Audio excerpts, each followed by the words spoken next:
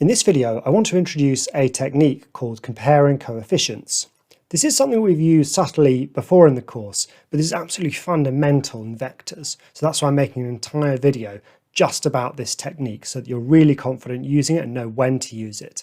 Let's look at some situations where you can use it to get a sense of what's going on. All right, so in this question it says A equals 3i plus pj and B equals qi minus 2j, where p and q are constants. Okay, so A is the vector which goes 3i, so 3 units to the right, and some amount up or down, but we don't know what.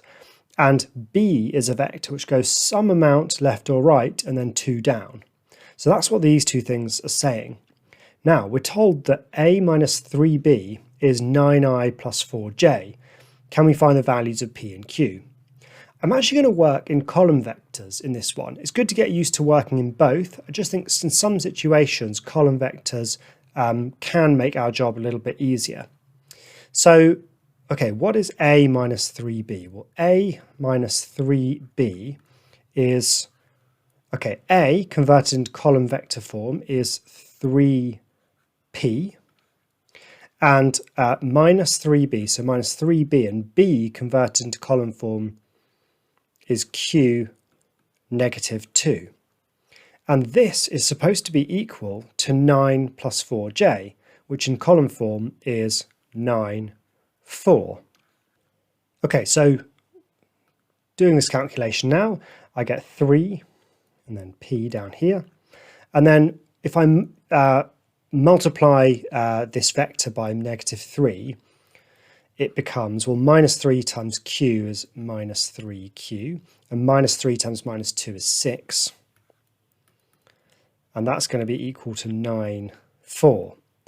So now we can compare coefficients. So what does that mean? Comparing coefficients means looking at how many i's I've got on the left-hand side and how many j's I've got on the left-hand side, and comparing that with how many i's I've got on the right-hand side and how many j's I've got on the right-hand side. So how many i's are there on the left? Well, the I components are the top ones up here. So that's 3 and negative 3q. So this is how many i's there are on the left. And that must be equal to the number of i's there are on the right, which is 9. Okay, so that's a really important concept in vectors, is that the i's must match up and the j's must match up.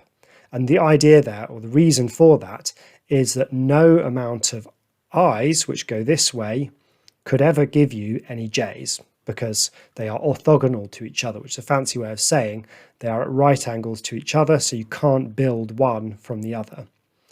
Okay, so what do we have? We have that the i's must match up. So the I component here is 3 minus 3q, and that must equal 9. And the j's must match up, and the j's is p plus 6, and that must equal 4.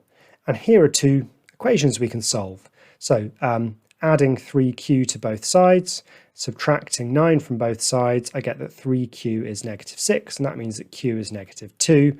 And subtracting 6 from both sides, I get that p is also negative 2 in this case. So that tells me what p and q are. Now, if we had written this in I and j notation, what we would have got at this stage is 3i plus pj minus 3qi plus 6j equals 9i plus 4j. And then if we bunched up the i's here, we would have got 3 minus 3qi, and we would have got p plus 6j. And then you can really see super clearly why we call it comparing coefficients, because that is the coefficient of I on the left, and that is the coefficient of R on the right, and therefore 3 minus 3q equals 9. And if I were to compare the j's, p plus 6 is a coefficient of j on the left, and 4 is a coefficient of j on the right, leading to this here. All right. So next week, let's look at this next question then. So x equals negative 4i plus 3j, and y equals I plus lambda j, and z equals negative 6i plus j, where lambda is a constant. Given that x plus y equals kz, where k is a constant, find the values of k and lambda. All right, so if x plus y is kz, it means that x plus y is some multiple of z. And a nice way of saying that is that it means that x plus y is parallel to z. More on that later, but if one vector, the left-hand side, is a multiple of another, it means they're parallel. Okay, let's set these up in column vector form. So x plus y equals kz.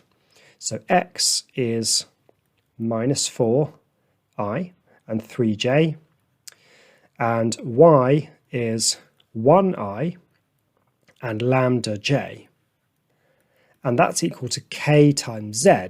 Well, z is this, so if I multiply that by k, I get minus 6ki and kj. And now I can compare coefficients, because the i's need to be equal, so negative 4 plus 1 is the i's on the left, and they must be equal to negative 6k, which is the i's, or the I component on the right. I can actually solve this straight away, because that's minus 3 equals minus 6k, and dividing both sides by negative 6, I get that k equals a half. What about the j's? So if I compare the j's on the left are 3 plus lambda, the j's on the right is just k. And now I know what k is, so I can sub that in. 3 plus lambda equals a half, and subtracting 3 from both sides, I get negative 5 over 2. So I found k and I found lambda.